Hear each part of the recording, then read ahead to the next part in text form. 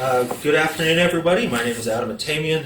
I will be serving as today's zoning administrator. And let me get my agenda going here. We can start. All right, so I will call to order the zoning administrator meeting for the City of San Clemente this Thursday, May 8th at 3:01 p.m. The first item on the agenda is to receive and file the minutes for the April 17th, 2025 regular zoning administrator meeting. I have reviewed these minutes previously, and I've provided comments on them that have been incorporated into the draft in the agenda, and so I will, by motion, receive and file those minutes. The next item on the agenda is oral and written communications. Is there anybody here who is would like to speak on an item that is not on the agenda today? All right, seeing nobody, we can move on to public hearings. We have one public hearing on the agenda today. The public hearing process includes a staff presentation, a presentation by the applicant not to exceed 10 minutes, and public testimony not to exceed 3 minutes per speaker. Following closure of the public hearing, the zoning administrator will respond to questions raised during the hearing, discuss the issues, and act upon the matter by motion. The item on today's agenda is Public Hearing Project 25-172, a request for a temporary use permit. Our project planner is Laura Corey, so I will turn it over to Ms. Corey. Thank you. We're here to hear a request before the zoning administrator for Public Hearing Project PHP 25172, Temporary Use Permit TUP 25128. It's the Santa Margarita Stake Church Youth Conference 2025 to be held at 310 Avenida Vista, Montana. This is a request, as I said, for a temporary use permit to hold a faith-based youth conference at the Church of Jesus Christ of Latter-day Saints property. The proposed setup includes a tabernacle tent, a ceremonial tree to be lit in the evening until 10 p.m. Start dates for the temporary use permit start Thursday, May 22nd, and the following Friday, May 23rd for setup, and the daytime and evening of activities, not to be overnight, start Friday, May 23rd, 2025 from 7 p.m. to 10 p.m. and Saturday, May 24th through Monday, May 26th, 8 a.m. to 10 p.m. Tear down of the temporary improvements will take place Tuesday, May 27th. The temporary use permit process provides review of certain temporary land use activities on private property as detailed in section 1728-300 of the zoning code, temporary uses and structures, and section 1716-150 of temporary use permits. To ensure impacts on surrounding properties are minimized, time limits are specified and complied with, and that the site of the temporary use is restored to its condition prior to the event. The zoning administrator will also consider whether the project is categorically exempt from CEQA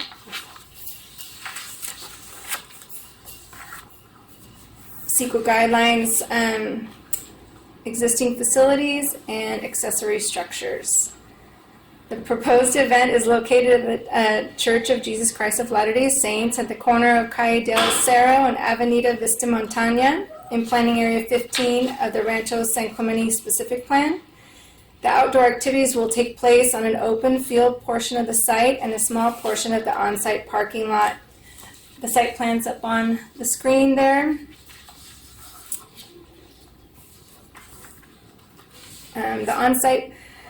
The small portion of the on-site parking lot will only occupy 89 spaces of the 319 parking spaces on site, leaving 230 spaces available for on-site parking for the event. The event will include a large enclosed outer courtyard area measuring 150 by 70 feet with one opening and a small tent inside the outer court. Applicant Autumn Johnson proposes to hold the Santa Margarita Stake Church Youth Conference, a planned event for ages 14 to 18 for 200 youth and staff. It's designed to be a unique opportunity for youth to learn about the tabernacle, the gospel, and develop spiritual and strengthen relationships. The tabernacle is a tent sanctuary used in biblical times.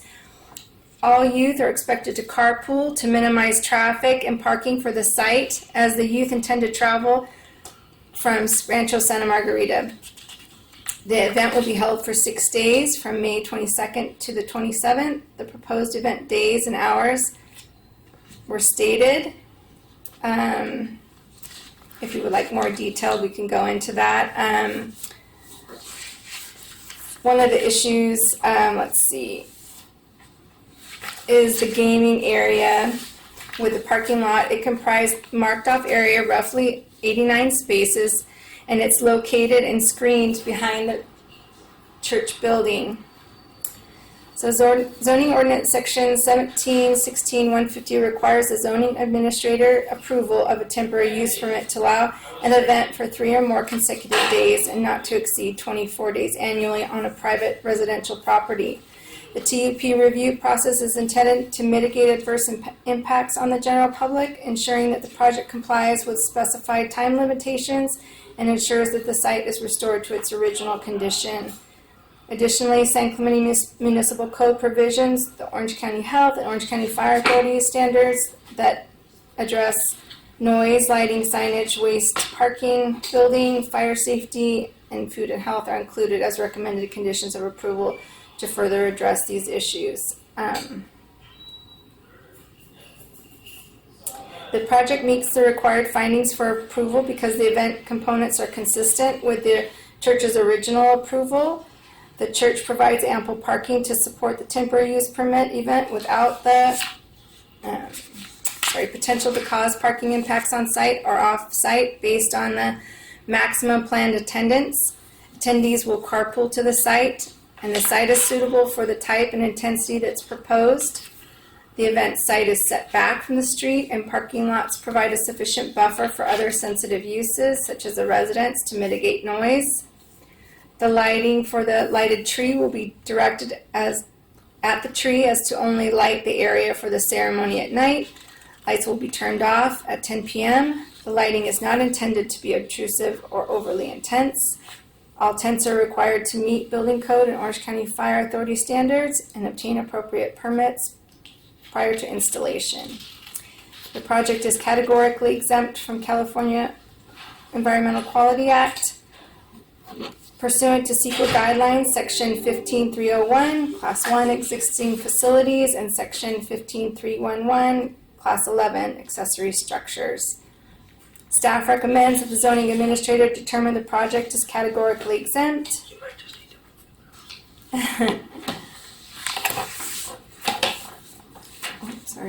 And approve TUP 25-128.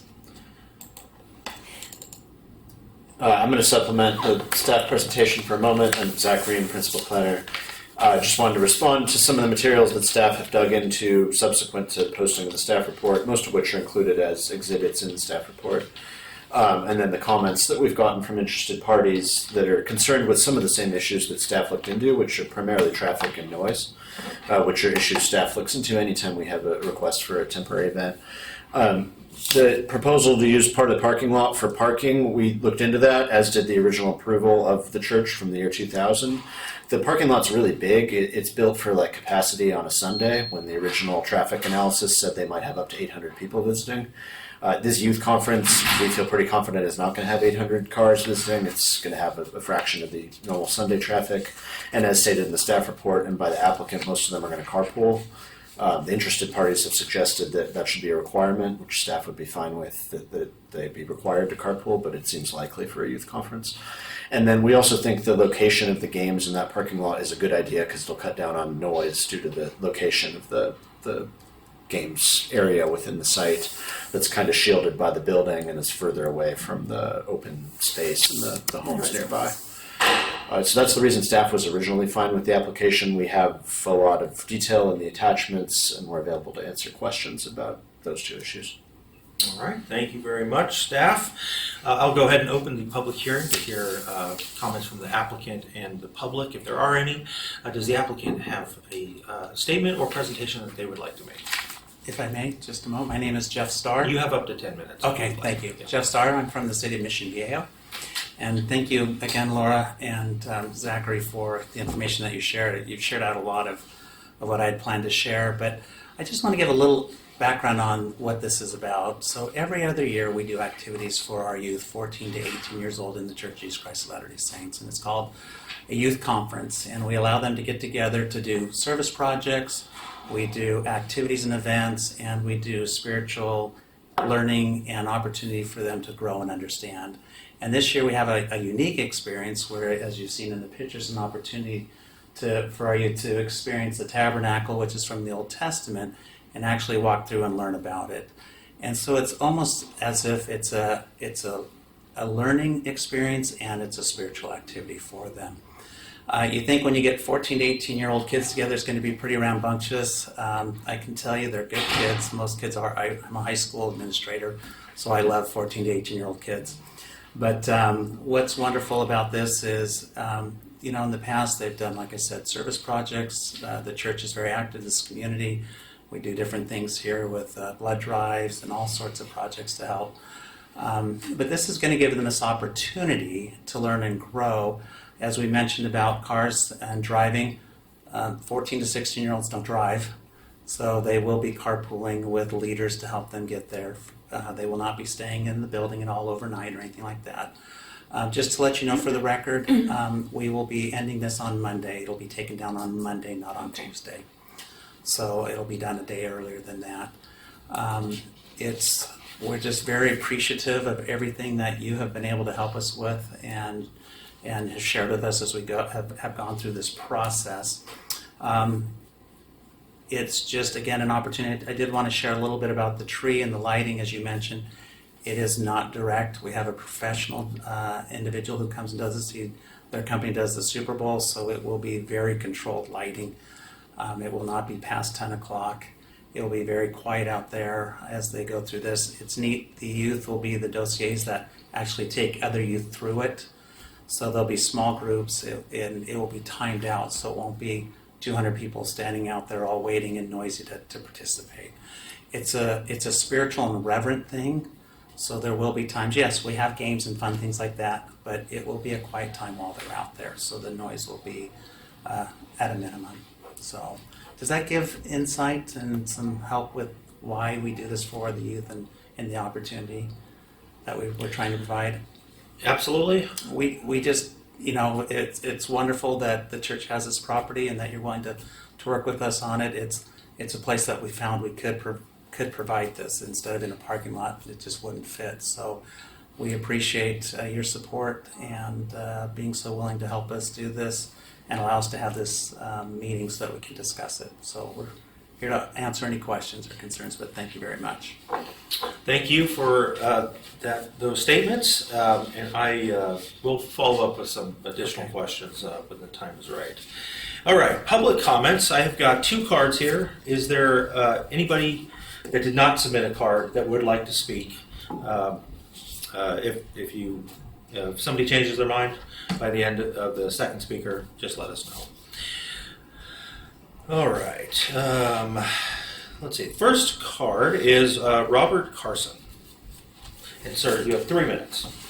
Did the letter that we sent get attached to all of this? We've heard all of one side of it. We haven't heard any. Which letter would that be?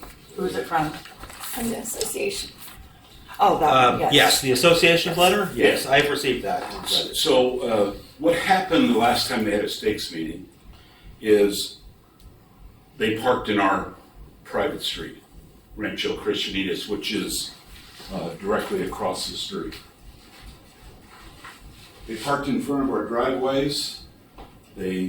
So myself and another person went over to the church to see if we could get somebody to comment on it, and nobody would comment on it. They told us to refer to the people who were generating where they were supposed to park, and they were young kids, and they just said, well, we are to stay here, and that's all we're supposed to do. So in the following, after the stakes was over, we went over to the church and knocked on the doors and nobody answered. So we had no voice on them parking on our private street. And then our letter is explanatory about what we thought about. I think it's appropriate. Thank you, sir. All right. And Tim Brown, 3 minutes, sir. Would it be better to sit here, or where's the appropriate? Wherever is comfortable for you, sir. That's great. I'll just roll over here so I'm not facing in front of the table. This reminds me. My apologies about the Yeah. stockpile. No, it's okay. I feel like that one where they kind of go like this, they go around. My name is Tim Brown. I'm grateful for the chance to be able to speak regarding this project today. So I'm a resident of San Clemente. I happen to be also a seminary teacher in the mornings up at the building, and I'm a former elected council member and mayor here in town, and I'm grateful for the opportunity to speak on this one here. And I absolutely hear Mr. Carson's concerns. I do wish I had been present for that, and certainly be an opportunity for education for me to be more insightful and sensitive to the community adjacent to the property, because that type of thing should never happen. Let's be so totally candid, right? But it did. Yeah. And so what is responsibility for us who are invested in leaders in the church to do a better job? We have an opportunity for improvement there. I'll just make a few points because I think that there's been a lot of facts shared on this, and I want to make sure, the church use as it's currently constituted is probably the most compatible use you can envision for the area. If you really think about it here, it's a completely passive use of the surplus acreage for the vast majority of the time. 98% of the year, it's completely empty and open to the community. The pavilion, every morning I see dog walkers, everyone walking, somebody sitting on the bench every morning looking at the view. And we want to make sure that that stays available to the public. And the reason why we do this, we activate this space, is because we use it to be able to provide justification to retain that lot as a part of a use for the church. The church itself has contemplated and wanted to sell that property many times and establish other institutional uses there. Montessori has approached us many times to purchase it, and other commercial institutional uses that would be appropriate, but would be vastly more intense for that lot and far more impactful on the surrounding residents. So we feel like events like this, the pavilion that we built and other things like this, really provide a justification to retain this as open space available for the public use without that 8 to 5 commercial use that would happen Monday through Friday. Second about it is that we also, when we built out this property, did not max out the church as it is. It really has stayed small and contained within that. This activity itself is interesting because we could actually do this inside the building in a form. And that isn't necessarily mutually exclusive. If we decided to do it in the building, the parking would be exactly the same as if we did it outside the building. And so the impacts are de minimis and almost virtually identical. We wouldn't need the permit in that case. We would just do it simply inside the building. So in that case, that would certainly show that parking necessarily isn't necessarily going to be an item of concern. Lastly, one thing I want to make is a really important point, which is the adjacent streets are city and public streets, which our patrons have the rights to utilize, assuming they'd rather park away from the building instead of ride sharing. Our precedent is that our activities also nearly always self-contained. We have bigger families, and there's no point in driving a bunch of cars and park several blocks away. But additionally, providing a parking burden on us for this religious use, where it's not imposed on civil or civic uses, is constitutionally problematic. We do have a right to be able to worship in the way we want. Lastly, and this is an important point, is that this activity, which is intended to provide youth access to a replica of a holy site, is one that's really protected. I can't think of a better way for a bunch of youth to spend a weekend than learning about God and Jesus Christ. And one last thing is really important. The people in this room are working professionals, myself, purely volunteer. Nobody makes a dime, nobody makes money. Matter of fact, we get to spend the weekends with a bunch of teenagers that aren't ours. That sounds like hell on earth for most people. But we do it because it's a good use. So I hope that will be part of the administration. Robert, I'd love to chat with you after to see if we could be a little bit better. Sure. I'll just add to what you said. Mhm. That is a private street. It's not a city street. Yeah. Well, I think we have an opportunity. Maybe I'll do better on dialoguing with you around that. All right, thank you both for your comments. Is there, just one last time, anybody else would like to make a public comment? All right, seeing none. All right, little bit of stuff I want to go through. First, disclosures. I am, very familiar with this site. Been here many times and took a drive to look at the current situation a few days ago. I have received a number of correspondences related to written communications on this item. I want to reference those in the record. All right, we've received one letter. Are these just a repeat of what's in there? Yes. Okay. We've received one letter from Jessica Bennett, another from Philip Carpenter, and a third from Michelle Oberholzer, along with a letter from Flanagan Law Rancho. by Janet M. Ferraro, Esquire, representing the Rancho Christian. Rancho Cristianitos Homeowners Association. Yes. Perfect. Okay. I will get to responding to some of the comments made in those letters, as well as some of the public comments, in just a second. But I want to preface today's hearing with a little bit of federal law. So, Title 42 of the Public Health and Welfare federal regulations includes what is known as the Religious Land Uses and Institutionalized Persons Act, or RLUPA. The general rule established under RLUPA is that no government shall impose or implement a land use regulation in a manner that imposes a substantial burden on the religious exercise of a person, including a religious assembly or institution, unless the government demonstrates that imposition of the burden on that person, assembly, or institution is A, in furtherance of a compelling governmental interest, and B, is the least restrictive means of furthering that compelling governmental interest. Specifically, this section applies in the sense of establishing a substantial burden to state that the substantial burden is imposed in the implementation of a land use regulation or system of land use regulations under which a government makes or has in place formal or informal procedures or practices that permit the government to make individualized assessments of the proposed uses for the property involved. It further goes on to state under exclusions and limits that no government shall impose or implement a land use regulation that A, totally excludes religious assemblies from a jurisdiction, or B, unreasonably limits religious assemblies, institutions, or structures within a jurisdiction. Simply put, the right of religious expression is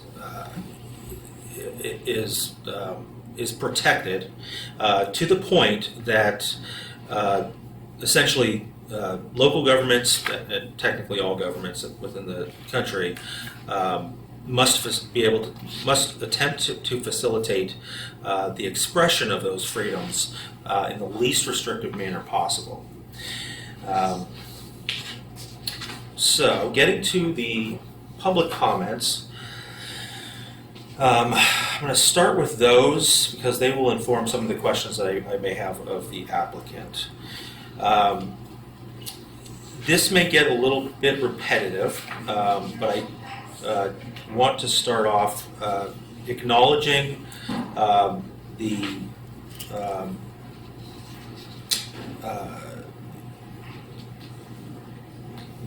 time and energy that members of the public put into reviewing staff's presentation and the information that was provided as part of this packet, and providing information. Essentially the issues that were raised are those issues that we would identify as a compelling governmental interest. And I'll start off with two of the letters discussed the hearing notice. And I'll read from the letter from Jessica Bennett. And she states that the notice sent to residents was postmarked April 24th, 2025. Per the second to last paragraph of the notice, it states the meeting was held on April 17th, 2025. Let's see. And in reality, today is May 8th, which is the date of the hearing. A few things here. I have reviewed the public notices that have been sent out. The notice does include the required information. The meeting date is clearly identified at the very top of the notice, identifying today at 3 o'clock as the meeting time. One thing I will say is that these mailed postcard notices are a brand new process that the city is undertaking.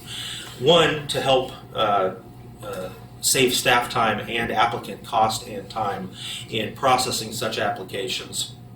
And in doing so, there was some additional and erroneous information that was included in a subsequent paragraph on the notice. However, the fact that this was postmarked on April 24th clearly indicates that a sentence that reads in the future tense as a meeting to be held on April 17th is clearly erroneous. However, one thing I do want to mention, and the reason I'm bringing this up, in a certain way was actually hoping we'd get more members of the public to come, is because we actually received a number of these returned to us by the Postal Service. One of them was from the Rancho Cristianitos Homeowners Association. The reason that the Homeowners Association would have received a notice is that they most likely own a piece of property that does not have a structure on it. It's a landscaped area. Exactly. So there's no taxes on it, which means that the address that we use is the tax assessor's address. Since there's no tax to pay, it doesn't really matter where the correspondence goes. Electric sent bills to that address for probably 12, 14 years. Yeah. So Can't get it fixed. so just a note, you might There is want no to address. just get that updated. Is there one in there for 29? Me? For 29? That's a good question. Just for you, I will check this out. I'm pretty sure that was the only one that was the association.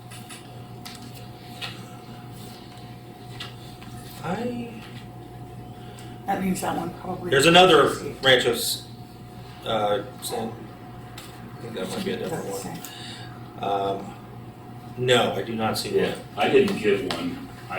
What I brought with me was another person's address who gave it to me, and of course, I'd taken pictures of the Yeah. signage that was supposed to be. Okay. These also only get mailed to people within 300 feet.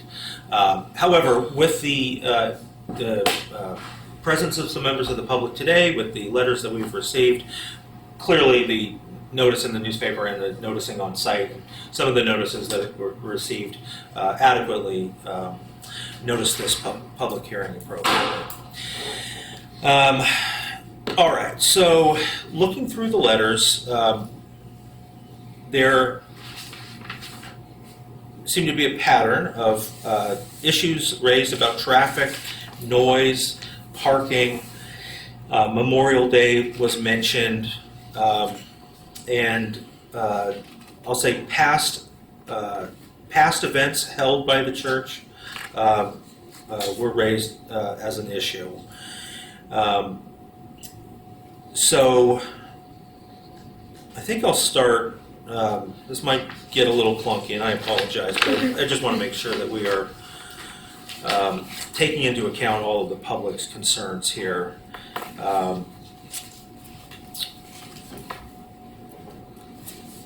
In regards to the attendance, both staff and the applicant mentioned this. There are approximately 200 anticipated attendees. They're between the ages of 14 to 18. We know that half of those people assuming equal distribution of ages, Yeah. half of those people are not going to be able to drive. My question is, outside of this typical Sunday service times, I do not see 200 people, even if they drove themselves individually, as having any potential parking impact. However, when the church is offering typical church services, would any of these event attendees be otherwise attending the church services? For that Sunday? Yes. Like, would any of those attendees, so the typical Sunday service will occur, these would be in addition to that? Yes, but there's no events there on Sunday with the youth on that The day. tabernacle will only be there. Okay. So there won't be any, So the 200 attendees would be there from what Friday evening Friday to night. Friday Saturday evening to Saturday evening. to Saturday evening. That's it. All right. So on Saturday, there's going to be an occupancy limit, so to speak, of about 200 people on the Yes. church property. All right. As far as Sunday, and I know that the Monday event schedule has been pared down to be the teardown. On Sunday, for the, I'll refer back to your description. 4 o'clock here. to 7 o'clock? All right.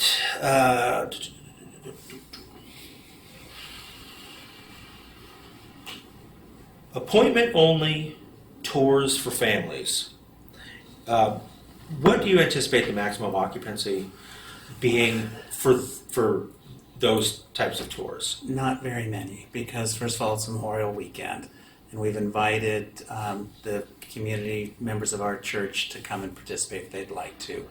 We will, at this point, it'll be adults that will be taken through, and depending on how many come, we'll probably do them in small groups. You know, if let's say 15 come, we'll get enough till we get 15, and then we'll have them go through. So it's not, we don't anticipate very many, to be honest. Okay, so if the ultimate decision is to approve this permit, would it be possible to establish a maximum number of participants at any given time as it relates to the event on Sundays? And I'll phrase this by saying, based on the information in the original conditional use permit and our general understanding and statements that have been made about the current Sunday services, it seems that the typical parking demand is about 200. You know, assuming 400 people show up to a single ward services. If the attendance at the event on Sunday at any given time was limited to 100 staff and participants, would that be too low? More than enough? I would tell you it wouldn't go over 200, but I honestly don't even know if we'll get 100 there at any time. So if you want to look for a number, we can say 100. But if you want to keep it consistent, you can say 200, and we won't exceed what we're already doing. But I don't think we'll even hit 200 at any given time. Okay. Because again, it's only going to take about 15 minutes or 20 minutes to walk through this. So once they're done, they're going to leave. Mm-hmm. And then if there's more people, wait for the next group to come in, and then they'll go through. So I honestly can't give you a number of how many cars and people will be there at any given time. But if you want to keep it consistent enough, no more than 200, that would be easy to do. Okay, would that be the Yeah. request then, is Yeah. to keep it at 200? Yeah, we can keep it So consistent. even with the church services and 200 people, based on the anticipated amount of parking that the event will generate, and the loss of approximately 90 parking spaces because of the game area, That'll be gone. That'll be gone by Yeah, Sunday. they'll be at over 300 parking again okay, after Saturday evening. okay. And then just so you know, aware, church services will be done by 3, so there won't be any cars on by the time it starts at 4 again. So you won't even have any overlap with church service members attending. Okay. All right, then.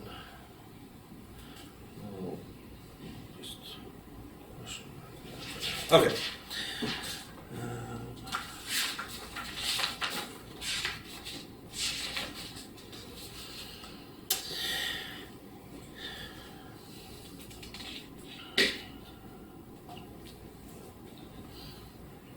All right, another comment from the first letter that I referenced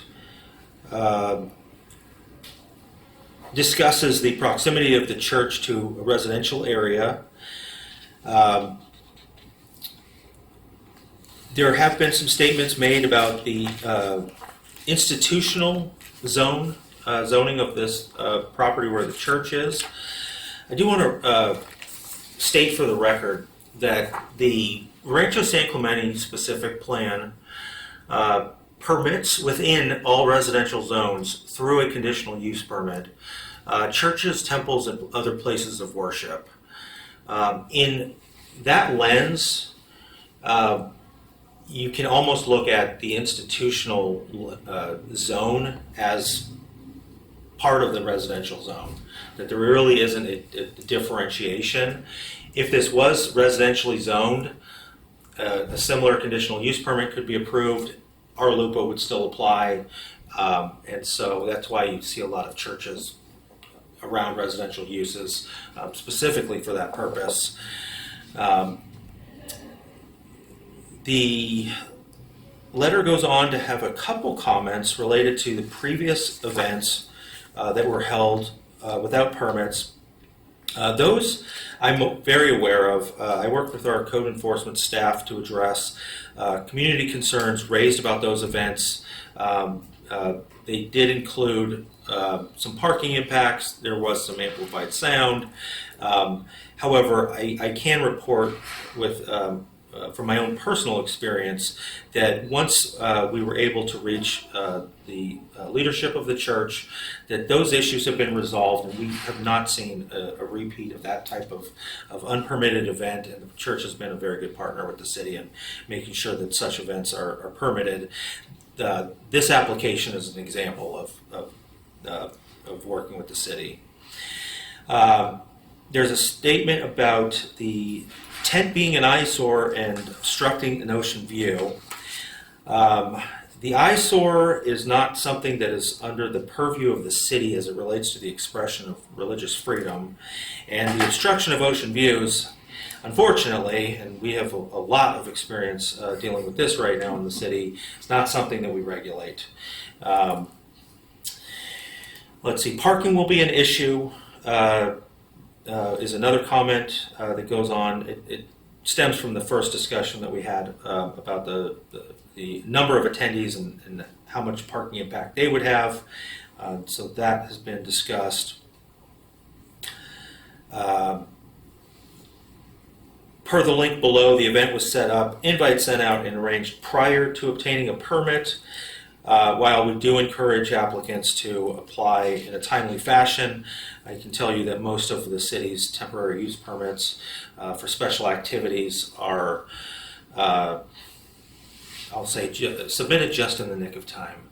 We're tending to always be running up against the deadline, a process that we constantly want to improve to help facilitate these types of events. Let's see. Comments about Memorial Day weekend, with this teardown being on Memorial Day. The time frame for that was identified as 8 a.m. to 11 a.m. Still is the same. Okay, so that I don't see as being an impact here. Let's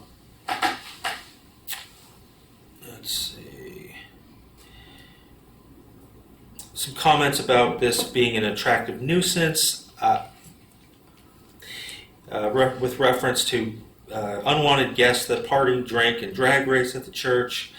I am just going to say that while there's always a possibility of party crashers, I don't know that the Stake Youth Conference is is the big draw here on this weekend specifically. Let's see. Talked about that. That was the same. All right. Let's see. We've got a letter from Michelle Olberholzer. Also discusses traffic, which we've discussed. There is some comments about noise. I do see that the application indicated that there's no amplified sound, and I believe that the conditions of approval, if I'm right, also include a prohibition on amplified sound. Am I remembering that correctly, or? And I do. That is a question for the applicant. Is there any intention to use amplified sound? The only event that we would need amplified sound, it'd probably be on Friday evening around the tree. There'll be about 200 kids sitting there, and it would be somebody with a lapel mic and a single speaker just to be able to address the 200. It would be not music, anything like that. It would just be for her to speak for about 20 minutes to the kids. Okay. Okay.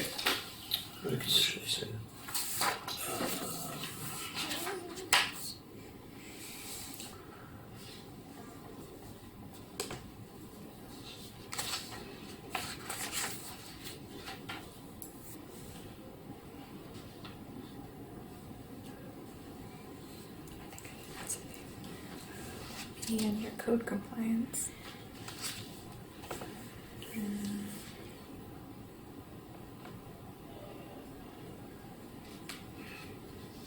Okay.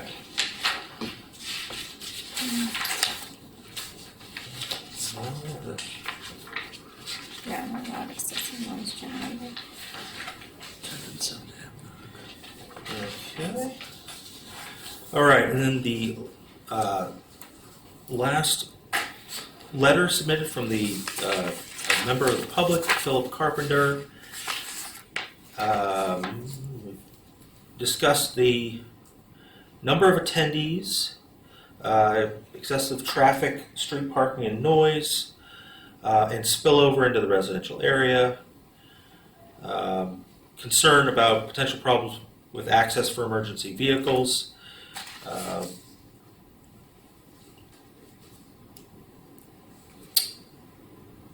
And some questions related to the ceremonial tree lighting, specifically if this will be an existing tree or will be planted for this event, height of the tree, and then some other comments related to excessive noise, which we just discussed.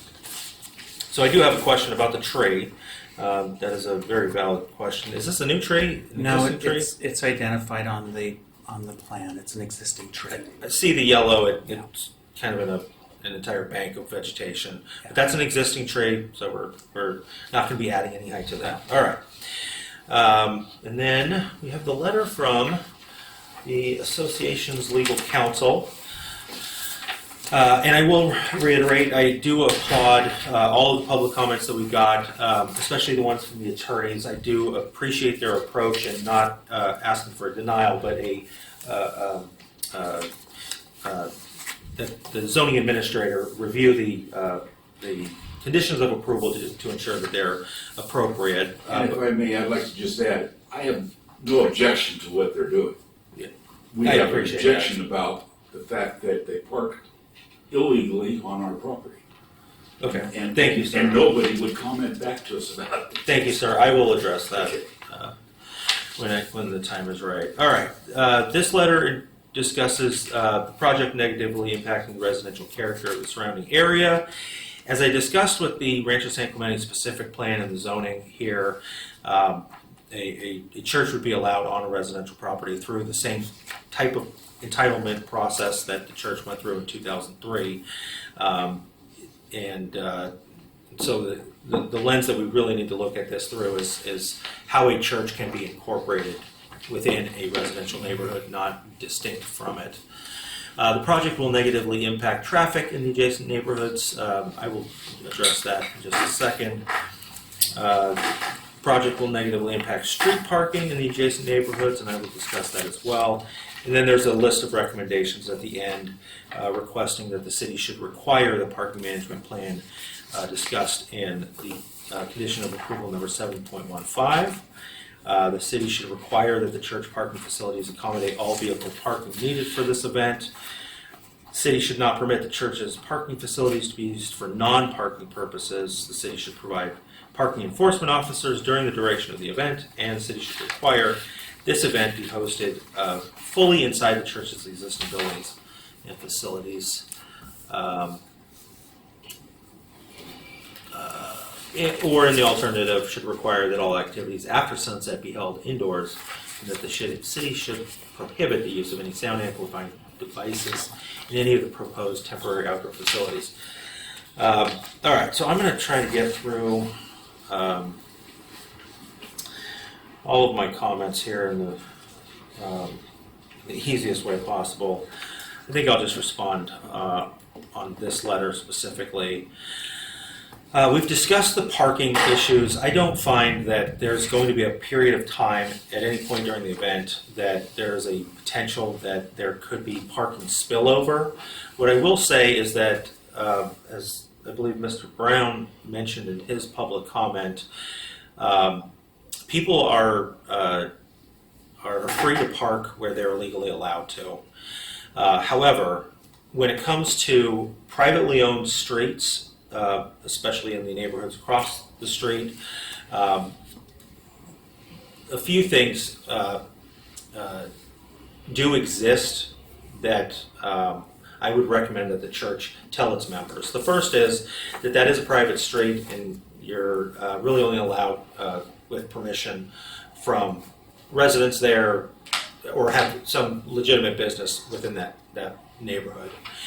Second, those streets are generally posted with a sign that references a resolution passed by the City Council, which essentially authorizes the Orange County Sheriff's Department to enforce the California Vehicle Code in those neighborhoods. If a resident identifies that somebody parks their vehicle in there and then walks out of the neighborhood and they don't have any business there, they can call OCSD to come and tow the vehicle. So I would strongly encourage people to just park in what I believe is going to be ample parking still available on the church property. I don't see the necessity to require that the church parking facilities accommodate all vehicle parking because based on the numbers of anticipated guests, I don't see that as an issue. Condition of approval number 7.15 does allow the city planner to identify parking issues and start taking steps necessary to mitigate those issues. And I know through past exposure with church members that they are responsive to the city's request to modify certain events when that becomes necessary. The city should not permit the church's parking facilities to be used for non-parking purposes. I don't see the need for this. Even with the reduction of 90 parking spaces, there's still a lot of parking, and this event is not anticipated to generate enough parking that those 90 spaces would be needed at any time during the event. The city should provide parking enforcement officers, as I mentioned after my first comment. If there is parking that occurs in areas where it is not allowed or invited, such as the adjacent neighborhoods, the adjacent property owners do have the right to call OCSD and have them address parking. And then the city should require this event be hosted fully inside of the church's existing buildings and facilities. That is going to run afoul of our LUPA very easily. The city allows a lot of outdoor events, and one of note in this general area of the city is the pickleball tournament that is held at Lifetime Fitness. That is becoming an annual, or even I want to say biannual, but I think that means every other year. Let's call it twice a year. And so I do not feel comfortable requiring that they provide their festivity, their event, within the building. In reading the totality of this letter, that last item that I just mentioned is it corresponds with a statement that was provided earlier in the letter, essentially challenging staff's determination that the use. I'm trying to find this.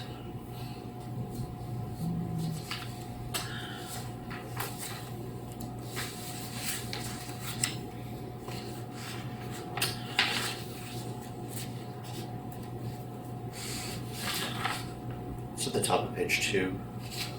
Is it? Okay. Yeah, staff's conclusion is not supported. Thank you. It's the bottom of page 1. Challenging that the staff's conclusion that this 4-day outdoor event is in substantial conformance with the original entitlements. I don't believe that that's what staff is referring to. What I think that we're discussing here is that this is a religious activity that is being provided on a property that has entitlements to operate as a religious facility. If staff was determining that this event was in substantial conformance with the original entitlements, we wouldn't be sitting here today. We would be allowed by right. And so the alternative that there be requirements for the festivities, the event to be held indoors You're fine. after sunset, I think runs afoul in the same way. All right. Let's see. There was a statement during the oral communications about the last state conference resulting in parking in residential areas. Is this the first time that a youth state conference is being held at this property? I would say no. When was the last time that occurred?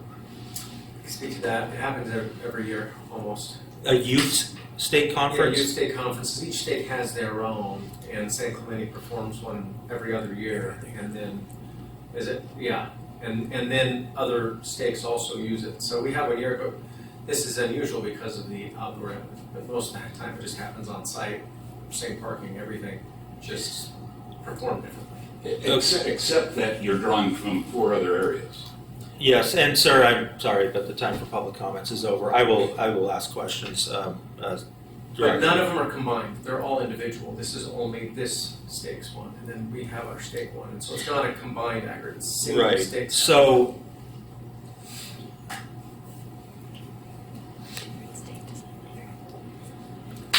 so each year there is a youth state conference that occurs inside the building. Every other year, usually. Every other year. So they go every other year, but we also go every other year, and that could mean, like for example, they're going to go, but we go. It goes now? It's on every other year, so they go timing. Okay. So it used to be almost annually, but now it goes every 2 years. How many youth attend that conference? Most stakes have been, when they get to a certain point, they get divided back down. So on average, it's 200 to 300 youth. Okay. How many attendees are there at the adult stake conference? Oh, well, they want a lot more to be there, but very many show up. And it doesn't fill the chapel. Like generally speaking, I would bet you're probably getting 300 people, 200, 300 people. Okay, so in reference to the last stake conference that was held there that resulted in parking in residential areas, how would that have occurred? So in that case, if you look at parking residential areas, I mean, that would have been in a state conference combined on a Sunday morning, but we just divided the stake. And so, for example, we used to draw from a tremendous not San Clemente only. Okay. And so our typical state conference doesn't even go halfway into the meeting. So this may have been a year or two ago, I'm assuming, when it happened. it may be that just people don't want to go in and navigate for spot, and so they head out and do. People are still people, and so they're going to do what they think is the easiest way or the quickest way. But we've clearly communicated to members not to do that. So we may even have capacity, and we still have people that do goofy things, despite our best efforts. As always, okay. Yeah. So there was a time when a stake conference held on a Sunday could have resulted in attendance of more than 200 to 300 people. Oh, yeah. And that was Before. most likely the resulting parking issues Yeah. across the street. Okay. All right. With that, I'm going to close the public hearing. And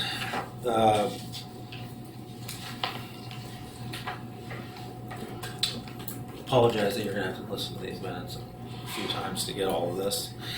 I will move staff's recommendation with modifications to determine that the project is categorically exempt from the requirements of CEQA, and to adopt resolution ZA 25-010, which approves this temporary use permit for the Santa Margarita Stake Church Youth Conference 2025 at 310 Avenida Vista Hermosa.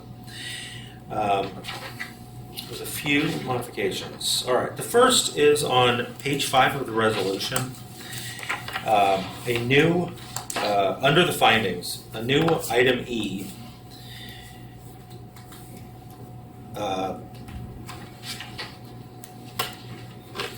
Let me rephrase that. In section 3 of the resolution, a new item E, subsection E.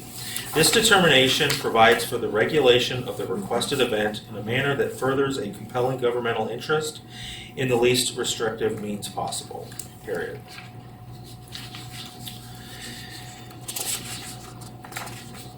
All right.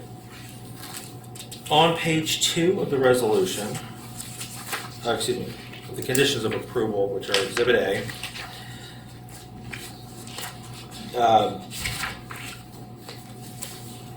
revised condition of approval 1.14 to read, all outdoor lighting, including string lights, shall be shielded to the extent feasible to direct light away from adjoining properties, and limited to illuminating the tree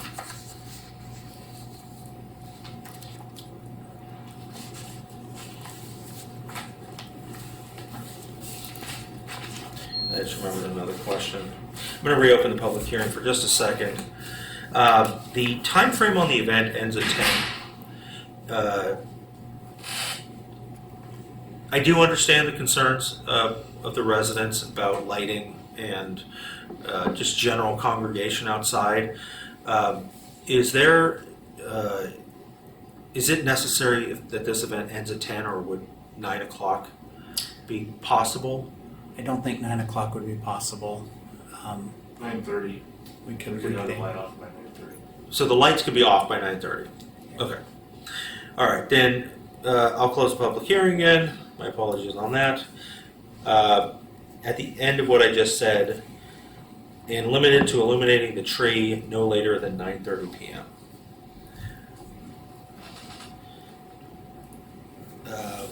A new condition of approval 1.15, applicant may request the presence of a code compliance staff to assist in determining compliance with condition of approval 1.14 as it relates to the illumination of the tree and the directionality of the lighting.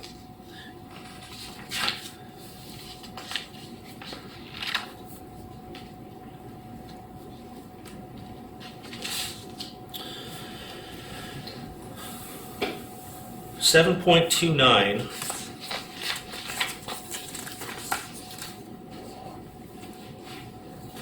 I want to strike 8 p.m. to 8 p.m.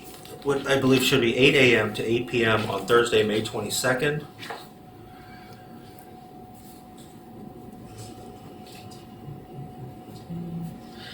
And lastly, Tuesday, May 27th, Tabernacle Takedown.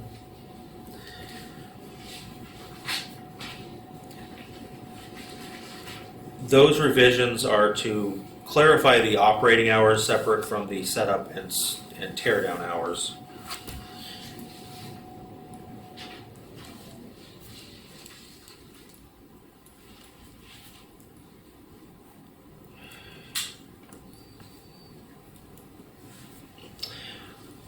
For condition of approval 7.30,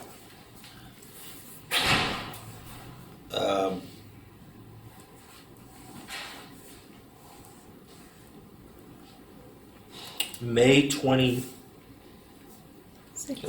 the site shall be cleaned and restored to its original condition by May 26th, 2025.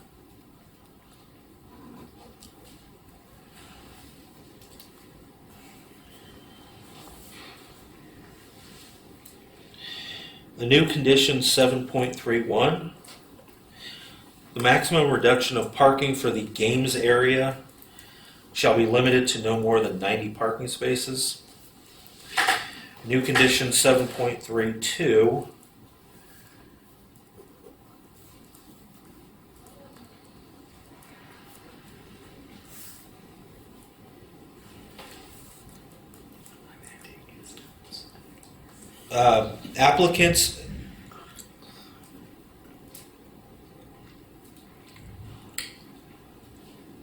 applicants shall provide information and encourage all event participants to park on site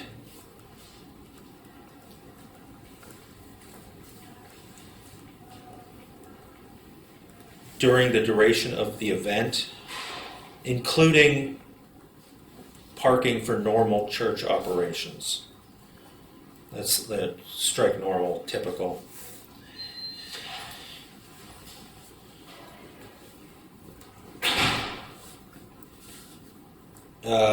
New condition 7.33, the game area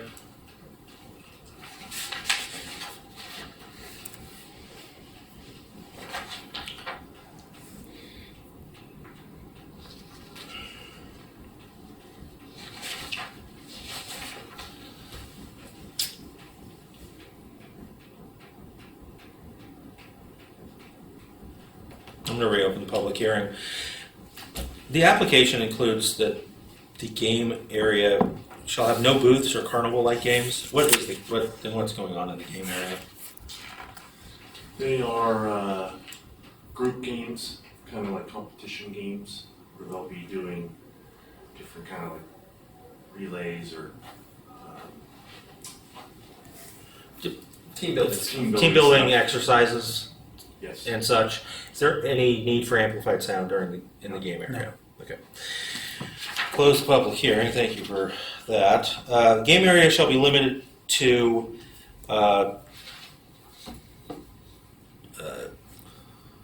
events including team building like exercises without the provision of booths or carnival like games.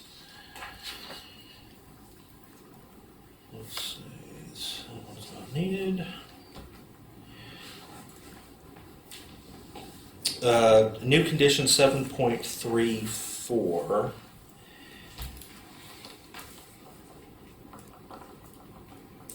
Amplified sound shall only be provided and permitted Friday evening during the tree lighting ceremony. Is that an appropriate way to describe that? Great. And shall not exceed a volume threshold of 50 decibels as measured in C weighting.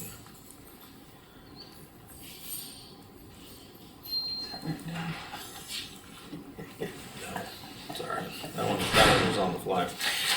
All right, let me confirm that I don't have any other changes that I'm looking to make here. Oh, and the last one, revise the title block to reflect the changes to hours and or operations as specified in the previous changes that I made. All right, and with that, the event is approved. You will get a final version of this. I encourage for the amplified sound, I encourage you to download an app on your phone that they're shockingly close to the city's $1,000 plus sound meter. It will tell you, generally speaking, how loud What do you amplified measure? sound is.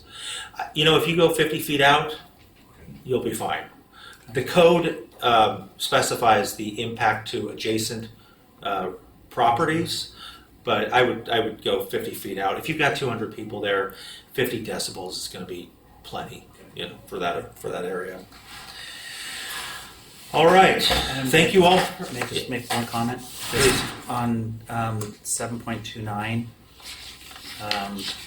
when you crossed out Thursday and Tuesday, we're taking it down Monday also, so I don't know if you want to cross that out too. I got that. Oh, did you? Okay, Yeah. thank you. Yeah, that one, as I mentioned, the operating hours are what we're seeing is when Okay. participants show up. Yeah. So, condition 7.30 talks about set up and tear down, Okay. and I revised that date to reflect Monday. And then there was one other thing, just another correction. I gotta try to find it. You mentioned once via Hermosa, and then another time, but I think it's at Montana. I can't remember where that was. I'm trying to find where that was. Oh, there it is. The one that matters, Page 4 recommendation. I don't know if that matters. yeah, it's Vista, Montana. Okay, it has Hermosa on page 4. The resolution information is the one that Thank you. matters. And I apologize. Page 4 was left over from the circus that we approved on Mr. One other, okay. What's going on right now? and I apologize. One other clarification Yes. on condition of approval 7.30. The first sentence to read: event setup shall be limited from May 22nd to May 23rd, 2025, between the hours of 8 a.m. and 10 p.m. And the site shall be cleaned and restored to its original condition by noon, May 26th, 2025. That's an extra hour beyond what you asked for. Okay. All right. Thank you. Did you want Now- anything about the game area being removed on for Sunday? This is general enough that it encompasses everything. All right. Thank you all very much, and I appreciate the comments from the public and from your neighbors and the legal counsel as well. All very well received and helped inform this process. All right, I'm going to move on to the new business section, and we have no new business. We have no old business.